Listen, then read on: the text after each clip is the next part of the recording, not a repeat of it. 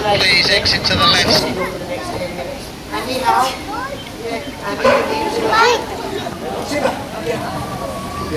This is Barbara. Simba, please. Barbara's a 4-year-old merino ewe.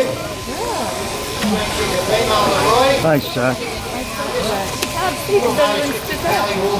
Am I not surprised? Hello, Kellyanne. There's no room.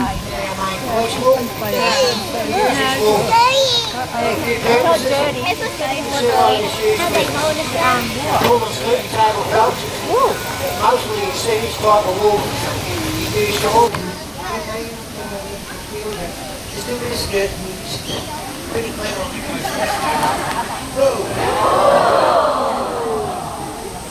Ladies and gentlemen, Lady Gaga. Let's say Lady Gaga. If you follow my instructions, word for word for the next 2 weeks, 2 minutes every morning, you're going to wake up, walk into the bathroom, look in the mirror, this is what you're going to see. Don't have to go here we go.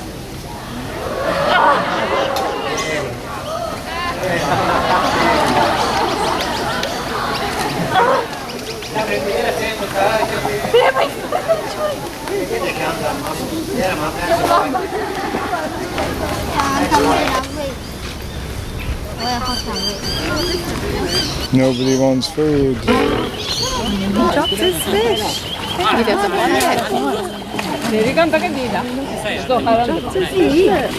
Mom, it's moving. Looks moving. The eel is. That's the big eel there, look.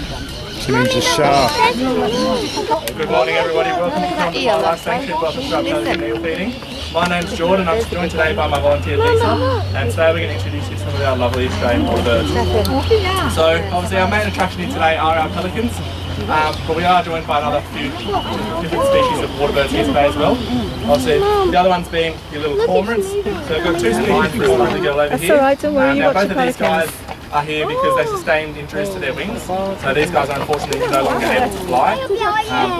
Line's injuries were, as her name suggests, caused by a fishing line. It was wrapped so tightly around it. The main reason for that, like food they're eating, like your crabs, yabbies, things like that, have quite hard exoskeletons. So they do need to be able to crush them up into little pieces in order for them to swallow. Now, obviously another adaptation that these guys have is they actually have the ability to come out on land, as you can see.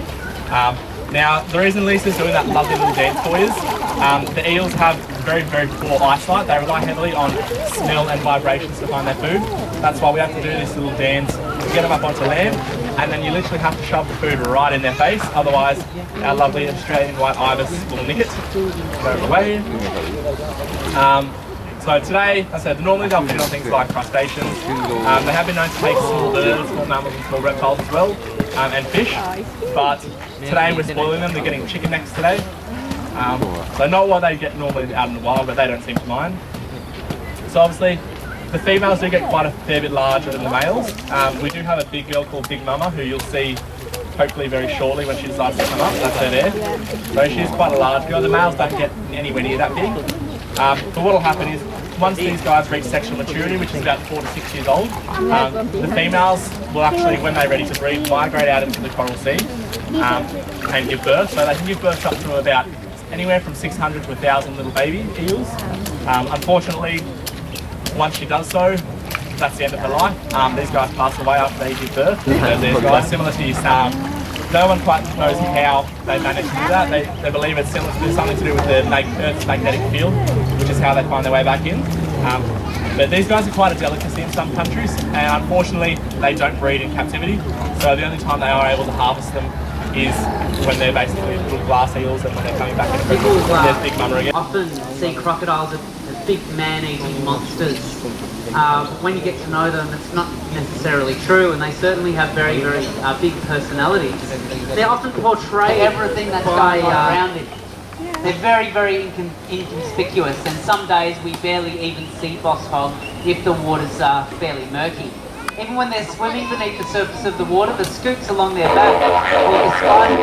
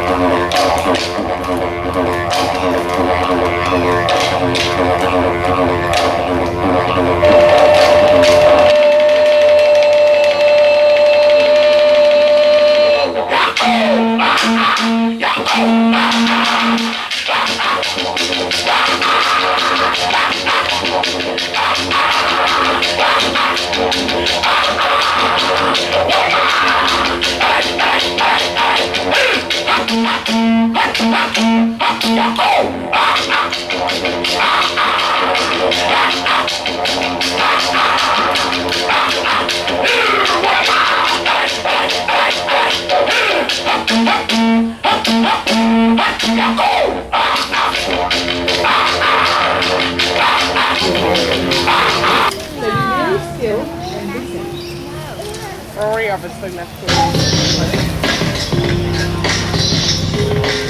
This is a bird film.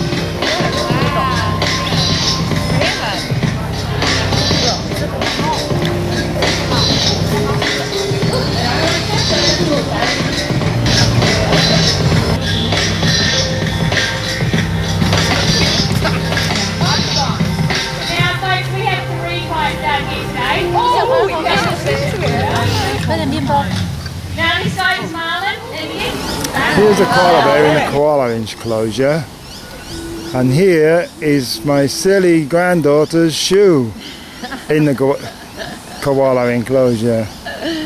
A lesson learned. She's crying now. Can you grab that shoe for us? Koala. Koala-loo. Koala-loo, we do love you.